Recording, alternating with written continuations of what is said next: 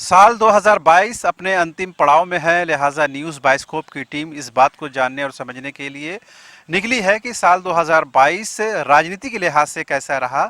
यानी झारखंड में जो कुछ राजनीतिक गतिविधियां रही उसका अगर आकलन करें तो 2022 का साल रहा उसको हम किस रूप में देख सकते हैं।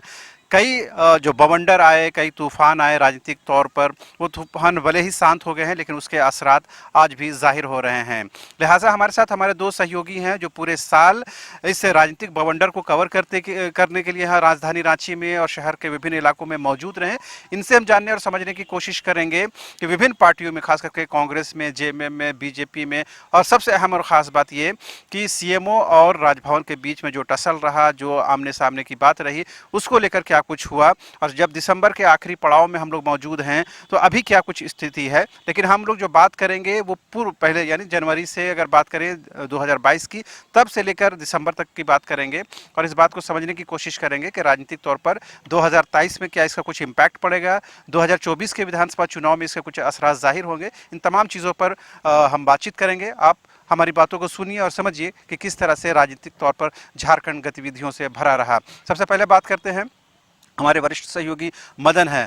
तो 2022 को अगर हम राजनीतिक तौर पर देखना और समझना चाहें तो किस रूप में हम देख सकते हैं? बिल्कुल, अगर आप देखें तो सबसे अगर ये सरकार जब से बनी, हेमंत सोरेन की सरकार, तो 2022 सबसे ज़्यादा उथल-पुथल का रहा राजनीतिक रूप में। सरकार को घेरने की कोशिश जो बीजेपी की थी, वो इस 2022 में ही सीधे तौर पर कहें तो कामयाब रहा।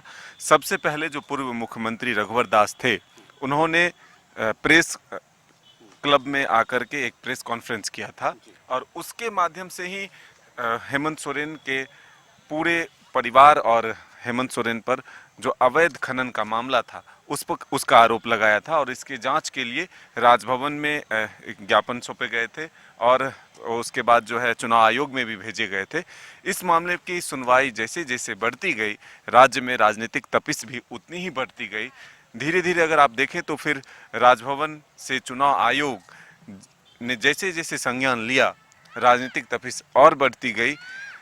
उसके बाद जैसे ही ईडी की एंट्री झारखंड में होती है पूजा सिंघल के माध्यम से, सबसे पहले अगर आप देखें तो मनरेगा से इस जांच की शुरुआत होती है और अवैध खनन तक ये पहुंचती है, क्योंकि मुख्यमंत्री हेमंत सोरेन खनिज मंत्री थे और खनिज सचिव जो थी वो पूजा सिंघल थी। ऐसे में तार लगातार जुड़ते गए। अब बीजेपी और जो सत्ताधारी दल थे वो आमने सामने थे। बीजेपी के भी कई नेताओं पर जांच के आदेश हुए। सरकार के पास जो एसीबी है, चाहे मेनहर्ट मामला हो या फिर मंत्रियों को आय से अधिक संपत्ति का मामला हो, ये तमाम चीज़ों को लेकर के जांच के आदेश दिए गए। लेकिन अगर आप इस बीच देखें, राजनीतिक उथल पुथल के बीच, तो जो हेमंत सरकार ने वादे किए थे जनता से, उसको पूरा करने की भरपूर कोशिश हुई, चाहे वो सरना कोड हो या फिर 1932 आधारित स्थानीय नीति हो, फिर नियोजन को लेकर के जो सरकार की नीति हो, या फिर ओबीसी को 27% आरक्षण देने की बात हो। ये तमाम वादे भी इसी राजनीतिक अस्थिरता के बीच हुई। लेकिन सबसे अलग जो रहा खास, वो 2022 में झारखंड में देखने के लिए ये मिला कि झारखंड के नेताओं का रिजॉर्ट पॉलिटिक्स भी शुरू हुआ। आप उस दौर को देखेंगे जब पूजा सिंघल के यहाँ कार्रवाई हुई, उसके बाद जो हलचल मची, कई लोग गिरफ्तार भी हुए। पूजा सिंघल के सीए जो थे, उनके घर से पहली बार झारखंड में अगर आप देखें तो इतने बड़े रकम के साथ किसी की गिरफ्तारी हुई थी। तो लगभग 20 करोड़ के लगभग जो थे वो अमाउंट थे। जांच के दायरे लगातार बढ़ते गए और वो जांच के दायरे मुख्यमंत्री हेमंत सोरेन तक पहुंची। आपने देखा कि किस तरह से जैसे ही मुख्यमंत्री को ईडी का समन होता है कि कार्यकर्ताओं की हुजूम राजधानी रांची तक पहुंचती है, सड़क पर आकर के खुले तौर पर चुनौती दी जाती है कि अगर इस सरकार को अस्थिर करने की कोशिश हुई तो सरकार सबक सिखाने के लिए भी तैयार रहेगी। ईडी और सीबीआई से ये सरकार नहीं डरने वाले, उनके वोटर नहीं डरने वाले, उनके समर्थक नहीं डरने वाले। ऐसे में कार्यकर्ता गांव-गांव तक जाकर ये संदेश देने का भी काम करेंगे कि बीजेपी की ये साजिश है, एक चुनी हुई सरकार को अस्थिर करने की कोशिश है।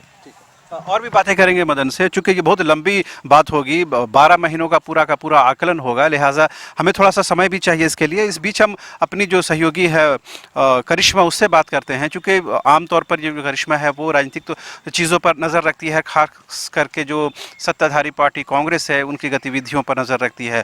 कांग्रेस में इस साल जो रहा वो बहुत ही यूँ कहे ऊहापोह की स्थिति भी रही, हलचल भी रहा। उनके 3 विधायक कैश कांड के साथ पकड़े जाते हैं, उनके विधायकों को रिजॉर्ट के माध्यम से छत्तीसगढ़ ले जाया जाता रहा है। अगर हम 2022 को कांग्रेस के नज़रिए से देखेंगे, उनके नुक्ते नज़र से देखें, तो क्या कुछ रहा 2022 उनके लिए? अच्छा रहा, बुरा रहा, बहुत अच्छा रहा, क्या रहा? देखिए शहनवाज, कांग्रेस के विधायक हो या फिर मंत्री, उनको लेकर हमेशा से ही सवाल खड़े होते हैं। क्योंकि आप राज्यसभा चुनाव की बात करेंगे तो राज्यसभा चुनाव में जिस तरीके से कांग्रेस के विधायकों को लेकर सवाल खड़े हो रहे थे, क्रॉस वोटिंग की बात सामने आ रही थी और कटघरे में कांग्रेस के विधायक। दूसरी बार आपने देखा कि 3 विधायकों को भारी मात्रा में कैश के साथ कोलकाता में पकड़ा गया था, जिसमें इरफान अंसारी, नमन विकसल कोंगाड़ी और राजेश कच्छप मौजूद थे। हालांकि जो बातें निकलकर सामने आ रही थी वो ये कहा जा रहा था कि सरकार गिराने की साजिश से ये जो तीनों विधायक है वो रांची से सफर तय करके कोलकाता गए हुए थे। हालांकि उसके बाद कांग्रेस के ही विधायक बेरमो से अनूप सिंह ने 0 एफआईआर किया, वो भी रांची के अड़गोड़ा थाना में, जिसके बाद अनूप सिंह जो है वो सुर्खियों पर चल रहे थे कि आखिर एक ही पार्टी के विधायक ने आखिर 0 एफआईआर अपने ही विधायक को लेकर क्यों किया। तो इसको लेकर कांग्रेस सुर्खियों पर थी। उसके बाद जिस तरीके से कांग्रेस को लेकर हमेशा, मैंने पहले ही कहा था कि विधायकों को लेकर हमेशा ही सवाल खड़े होते हैं, लेकिन इस बीच आईटी रेड देखने को मिला। खुद कांग्रेस के 2 विधायक, एक प्रदीप यादव और दूसरे बेरमो विधायक अनूप सिंह, इन दोनों के आवास में आईटी की रेड 24 घंटे से भी ज्यादा, यानी कि 48 घंटे भी मान सकते हैं शहनवाज, इतने घंटे आईटी के जो अधिकारी है लगातार रेड कर रहे थे। हालांकि जिस तरीके से 0 एफआईआर का जो मामला मैंने आपको बताया 3 विधायकों को लेकर, उसको लेकर अनूप सिंह को ईडी की ओर से सम्मन जारी किया जाता है। अनूप सिंह ईडी कार्यालय जाते हैं, हालांकि उन्हें 16 दिसंबर को सम्मन जारी किया जाता है। उसके बाद 24 दिसंबर को वो ईडी कार्यालय जाते हैं।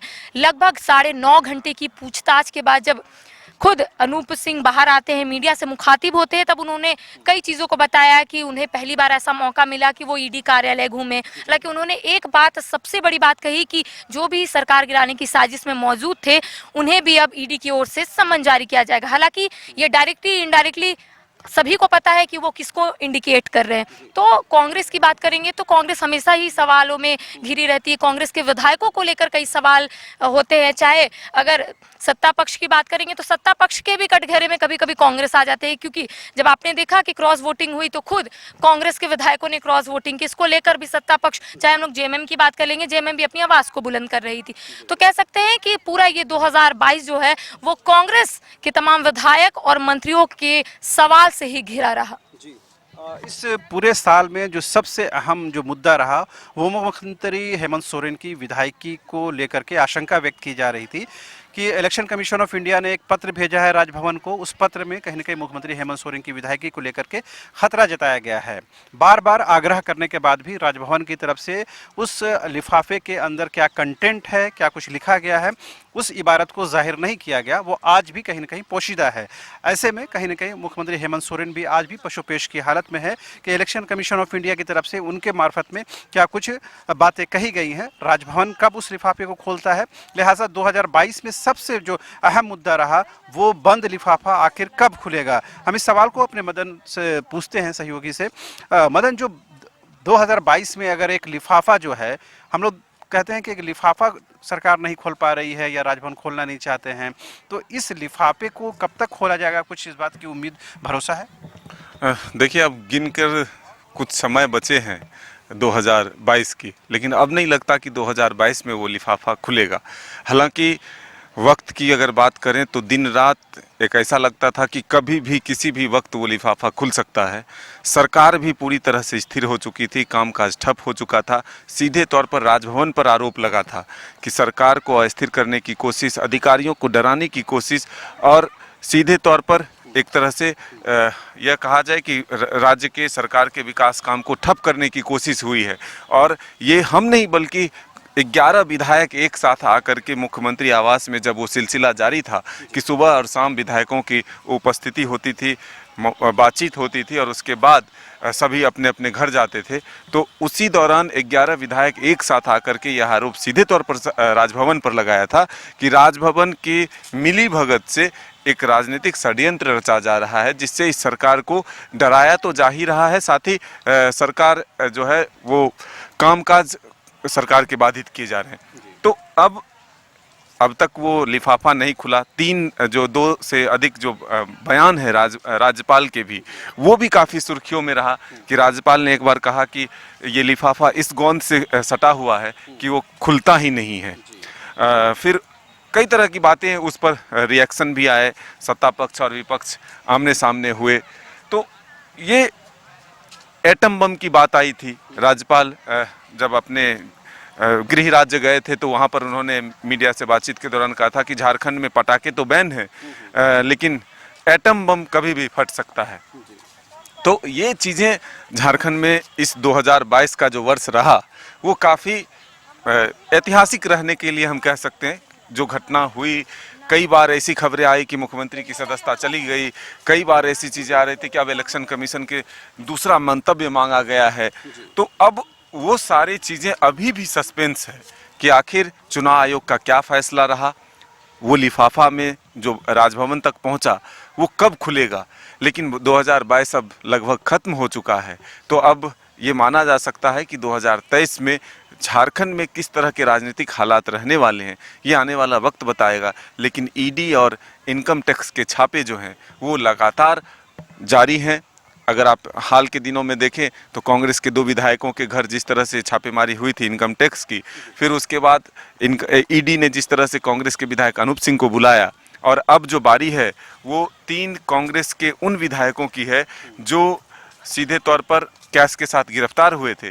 तो उन्हें भी अगर बुलाया जाता है तो अब मान सकते हैं कि ये कार्रवाई जो है लगातार आगे बढ़ती जा रही है, और वर्ष 2023 जो होगा वो काफ़ी अहम रहने वाला है कि इसमें क्या मुख्यमंत्री की सदस्यता पर कोई सवाल उठता है, मुख्यमंत्री की सदस्यता रद्द होती है, या फिर ईडी जिस 1000 करोड़ रुपए के अवैध खनन का जांच कर रहा है उसमें किन लोगों को और दोषी पाया जाता है, किसको जेल भेजा जाता है, किसके खिलाफ और जांच की जाती है। ये तमाम सवाल जो है वो 2023 के लिए छोड़ा जाएगा। तो आपने सुना किस तरह से जो लिफाफा बंद है वो अभी भी लिफाफा बंद है। तो क्या ये हम माने जिस तरह से मुख्यमंत्री की विधायकी को लेकर के सरकार को स्थिरता को लेकर जो सवाल उठाए जा रहे थे, उसके बाद विशेष सत्र बुलाए जाते हैं, 1 दिवसीय सत्र रहते हैं जिसमें 1932 के आधार पर स्थानीय नीति बनाने की बात को आगे बढ़ाया जाता है, ओबीसी आरक्षण को आगे बढ़ाया जाता है। तो ये माने कि ये जो 2 डिसीजन हैं उसी से ओवरकम करने की कोशिश है, उससे बाहर निकलने की कोशिश थी। देखिए, कोविड भी वजह रहा है। सरकार के जो भी सहयोगी हैं वो बार बार इस बात का जिक्र करते हैं, सरकार के मुखिया भी इस बात का जिक्र करते हैं कि कोविड ने जिस तरह से हमें परेशान किया, उस आधार पर हमारे जो वादे थे वो ज़रूर पूरे नहीं हो पाए। और ऐसे में हम कह सकते हैं कि सरकार की तरफ से ये कोशिश हुआ था कि 2021 को नियुक्ति वर्ष घोषित किया जाए, लेकिन वो पूरे नहीं हुए। भले ही सरकार ये कहती है कि पहले की सरकार ने कोई ऐसी ठोस नीति नहीं बनाई जिसके आधार पर हम आगे बढ़ सकते थे, और इसी के लिए उन्होंने 1932 आधारित जो स्थानीय नीति है वो सदन से पास कराया। हालांकि सत्ता पक्ष और विपक्ष इस मामले में दोनों आमने सामने हैं। आरोप प्रत्यारोप का दौर जारी है कि एक विकल्प था सरकार के पास कि वो संकल्प के माध्यम से अगर इस 1932 के खतियान को लागू करता तो वो तुरंत लागू होता और सरकार के जो मनसे थे वो पूरे हो सकते थे। लेकिन वहीं सत्ता पक्ष का ये आरोप है कि हम अगर सीधे तौर पर संकल्प के माध्यम से इस 1932 के खतियान को लागू करते तो फिर कोर्ट भी जाकर के कोई इसे चुनौती दे सकता था। इसलिए हम इसे एक सुरक्षा कवच पहनाने के लिए एक तरह से कहें तो 9वीं अनुसूची में भेजने का प्रयास किया है। तो अब राजभवन में भी फिर से ये भी विधेयक जो है वो फिलहाल राजभवन में है। राजभवन तक भी मुख्यमंत्री हेमंत सोरेन खुद, जैसे ही जो 2 विशेष सत्र हुए, अगर आप झारखंड के इतिहास में देखेंगे तो 2022 2 महत्वपूर्ण फैसलों के लिए जाना जाएगा। एक जो सरना धर्म कोड लागू करने की बात है, दूसरा जो 1932 आधारित स्थानीय नीति लागू करने की बात है, वो इसी 2022 के वर्ष में 2 विशेष सत्र बुलाकर पास कराया गया है। हालांकि राज्य में वो लागू नहीं हो पाया है। फिलहाल कोशिश की जा रही है कि 9वीं अनुसूची में भेजकर एक सुरक्षा कवच के साथ इसे लागू कराया जाए। और बीजेपी पर एक दबाव है कि ये जो कहा जा रहा है कि बीजेपी के प्रतिनिधि लोकसभा में यानी कि ऊपरी सदन में 12 से अधिक अगर यहाँ के प्रतिनिधि हैं तो वो अपने केंद्र सरकार पर दबाव बनाए। नहीं होगा तो झारखंड सरकार के प्रतिनिधि भी दिल्ली में जाकर के घेरा डालेंगे, वो धरने पर बैठेंगे और एक जो झारखंड का 2 ऐतिहासिक फैसला है उसको लागू कराएंगे। चूँकि जो बात हमारी हो रही है वो राजनीति और राजनीति के आसपास की बात हो रही है, लेकिन इसमें चूँकि पूरे साल न्यूज़ बाइस्कोप बेरोजगारों की आवाज़ बनता रहा है, उसे मंच देता रहा है, उसकी आवाज़ को सत्ता के गलियारों तक पहुंचाता रहा है। लिहाजा इस बात को समझना बेहद ज़रूरी है कि 2022 का जो साल है वो बेरोजगारों के लिहाज से कैसा रहा है। चूँकि करिश्मा भी इस खबर को करती रही है तो उससे भी हम सीधे तौर पर जानना चाहेंगे। अगर एम्प्लॉयमेंट जनरेशन के तौर पर देखें तो 2022 का वर्ष छात्रों की नज़र में कैसा है? देखिए, हर दिन अगर हम लोग देखेंगे, क्योंकि खबरें हम लोग बहुत ज़्यादा दिखाते हैं अभ्यर्थियों का, तो अभ्यर्थियों हर दिन सड़क पर अपनी आवाज़ को बुलंद करते हैं। उन लोगों का कहना है कि सरकार का जो मैनिफेस्टो में जो कुछ वादे थे वो वादे फिलहाल सरकार पूरा नहीं की है। चाहे हम नियुक्ति वर्ष की बात कर लेंगे, 2021 नियुक्ति वर्ष था, 2021 में भी नियुक्ति नहीं हो पाई, जिससे झारखंड के जो अभ्यर्थी है वो काफ़ी हताश थे, परेशान थे। लेकिन अब तक का जो मुद्दा सबसे ज्वलंत है शहनवाज, वो यही है कि नियोजन नीति 2021 को झारखंड हाईकोर्ट से रद्द कर दिया गया है, जिसमें तमाम जो अभ्यर्थी जो तैयारी कर रहे थे, जिसने परीक्षा दी, तमाम जो अभ्यर्थी, उनके मन में सिर्फ यही सवाल है कि क्या नियुक्ति होगी या नियुक्ति रद्द होगी, परीक्षाएं होंगी या परीक्षाएं नहीं होंगी। इसको लेकर तमाम जो अभ्यर्थी है उनमें आक्रोश भी देखने को मिल रहा है, गुस्सा भी है तमाम अभ्यर्थियों में। शीतकालीन सत्र के दौरान तमाम जो अभ्यर्थी है झारखंड के, वो अपनी आवाज़ को बुलंद कर रहे थे, सड़क से सदन तक अपनी आवाज़ को बुलंद किया। और उनका कहना है कि जब सरकार को पता था कि नियोजन नीति में कुछ गलत है तो सरकार इसको आगे लेकर क्यों गई। तमाम जो अभ्यर्थी, उनका कहना है कि हमें पहले से ही पता था कि ये जो नियोजन नीति 2021 जो राज्य सरकार की ओर से बनाई गई है, ये हाईकोर्ट में जाकर फंस जाएगी, हाईकोर्ट इसको खारिज कर देगी। तो सरकार को आखिर ये क्यों नहीं दिख रहा था। हालांकि इसको लेकर सत्ता पक्ष और विपक्ष आमने सामने है, लगातार एक दूसरे पर हमलावर हो रहे हैं। जहां आप बीजेपी की बात करेंगे तो बीजेपी का कहना है कि सरकार को तो हम लोग पहले ही कहे थे कि जो आप नियोजन नीति 2021 लाए हैं वो असंवैधानिक है, लेकिन सरकार संवेदनशील नहीं थी, जिस वजह से तमाम जो अभ्यर्थी है उनका भविष्य जो है वो अंधकार में चला गया है। हालांकि अभ्यर्थी जो है लगातार आवाज उठा रहे कि नहीं, अब हम लोग क्या करेंगे झारखंड में। तो इसको लेकर कह सकते हैं ये पूरा जो वर्ष है, ये तमाम जो अभ्यर्थी है वो सड़क पर ही अपना आंदोलन कर रहे थे, सड़क पर ही अपनी आवाज को बुलंद करे। चाहे 1932 की बात कर लेंगे शहनवाज, या फिर तमाम जो अभ्यर्थी जिनकी नियुक्ति प्रक्रिया जो रुकी हुई है, वो तमाम अभ्यर्थी सड़क पर आंदोलन करे। क्योंकि ऐसा कहा जाता है कि झारखंड में कभी भी कोई भी विज्ञापन जारी होता है तो उसमें कुछ गलती निकल जाती है, कुछ त्रुटियां निकल जाती है, जिसका खामियाजा जो है वो झारखंड के अभ्यर्थी भुगतते हैं। तो फिलहाल नियोजन नीति रद्द होने के बाद जो अभ्यर्थी है उनमें जो गुस्सा है, जो उबाल है, वो साफ तौर पर देखने को मिल रहा है। और सरकार की ओर से लगातार ये कहा जा रहा है कि सरकार सुप्रीम कोर्ट जाएगी या फिर सरकार जो है वो बीच का रास्ता अपनाएगी। तो फिलहाल जो अभ्यर्थी है वो इंतजार कर रहे हैं कि सरकार की ओर से क्या कुछ रुख अपनाया जाएगा नियोजन नीति को लेकर। लेकिन एक ख़ास बात हमें यहाँ पर ध्यान रखने की ज़रूरत है कि जो 2022 का जो साल था वो छात्रों के लिहाज से इस दृष्टिकोण से बेहतर रहा कि चाहे झारखंड हाई कोर्ट हो या सुप्रीम कोर्ट हो, इन दो स्थानों से जुडिशियरी से छात्रों को न्याय मिला, उनको कहीं ना कहीं इंसाफ मिला। और उसी हाई कोर्ट के डिसीजन के बाद जो 7वीं जेपीएससी का रिज़ल्ट निकाला जाता है, जब हाई कोर्ट कहता है कि उसमें संशोधन करना है यानी रिवाइज रिज़ल्ट निकालना है, तो रिवाइज रिज़ल्ट भी निकाला जाता है। उसके बाद 7वीं जेपीएससी का जो रिज़ल्ट है वो पब्लिश होता है और उसके जो सफल छात्र हैं आज के दिन में वो नौकरी कर रहे हैं, राज्य की सेवा कर रहे हैं।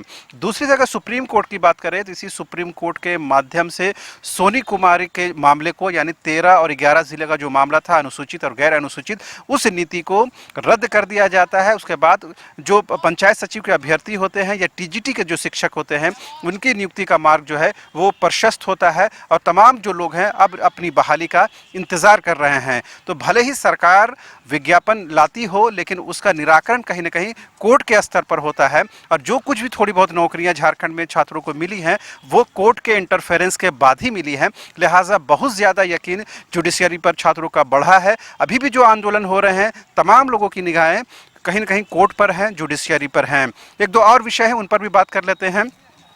इस साल का जो सबसे चर्चित चेहरे की अगर बात करें, जो विवादित चेहरे में से एक रहा, मुझे लगता है पंकज मिश्रा का नाम लिया जाना चाहिए, जो मुख्यमंत्री के प्रतिनिधि भी हैं बरहेट से और एक बड़े केस में और बड़े एक घोटाले में मुख्य आरोपी भी बन गए हैं, जो 1000 करोड़ का घोटाला आया है।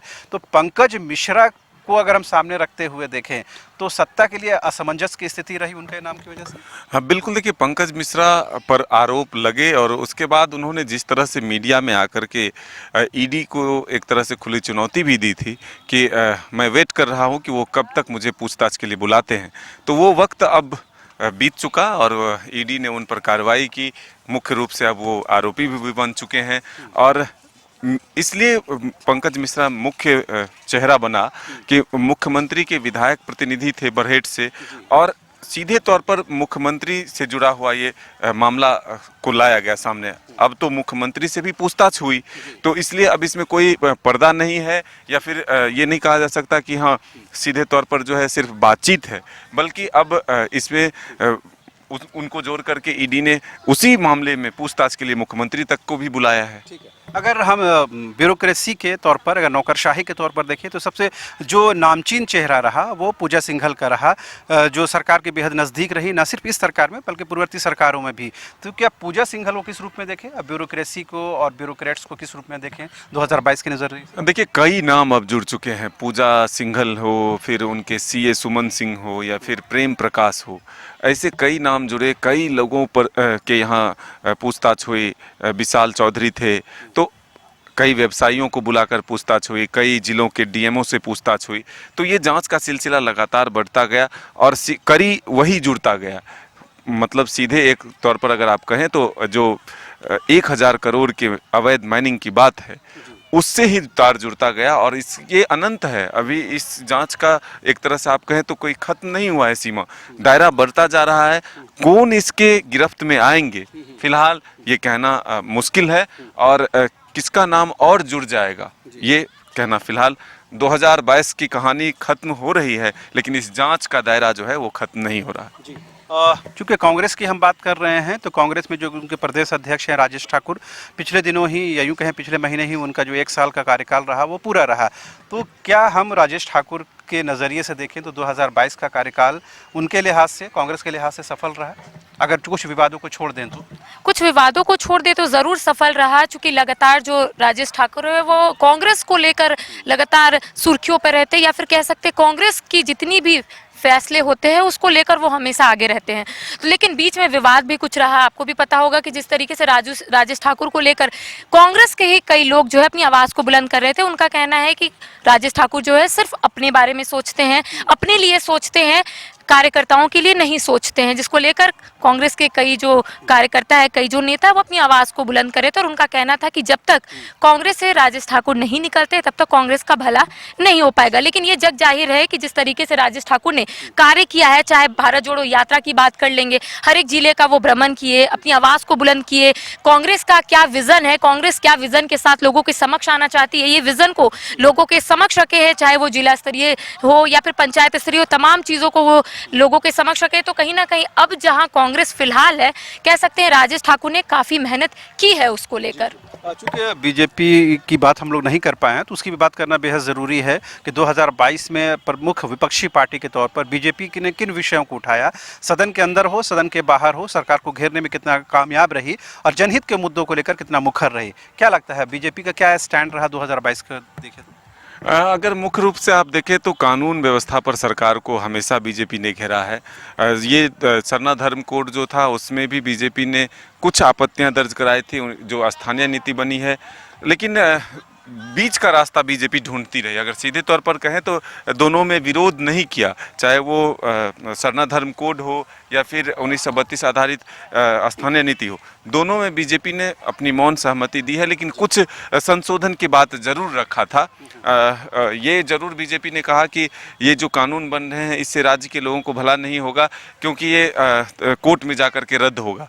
अगर आप देखें तो कई जो मामले हुए, जिस तरह से साहेबगंज के इलाके में जो लड़की की हत्या हुई, फिर उससे पहले दुमका में जो हत्या हुई, या फिर कई ऐसे मामले हैं जिसको लेकर के बीजेपी ने सरकार को घेरने की कोशिश की। रोजगार के मामले में अगर आप देखें, सरकार ने जो वादे किए थे, बेरोजगारी भत्ता, चाहे फिर ये क्या कहते हैं 5 लाख लोगों को रोजगार, तो ये तमाम विषय हैं। बिजली जो बाधित रहती है उसको लेकर के भी हमेशा बीजेपी ने सरकार को घेरने की कोशिश की। लेकिन मुख्य रूप से बीजेपी की तरफ से अगर देखें तो वो रहा अवैध माइनिंग के मामले को उजागर करना, और भ्रष्टाचार को लेकर के सरकार को हर मोर्चे पर बीजेपी ने घेरा है, चाहे वो अवैध खनन से जुड़ा हो या फिर अन्य कई मामले हैं जिसको लेकर के सरकार पर गंभीर आरोप लगाकर के सदन से बाहर और सदन के भीतर दोनों जगहों पर बीजेपी ने सरकार को घेरने की। और एक जो आवाज कक्ष था, उसको लेकर के भी काफी हंगामा बीजेपी ने सदन के बाहर और सदन के भीतर भी किया था। जब बीजेपी की बात हो रही हो तो बीजेपी के जो सांसद हैं निशिकांत दुबे,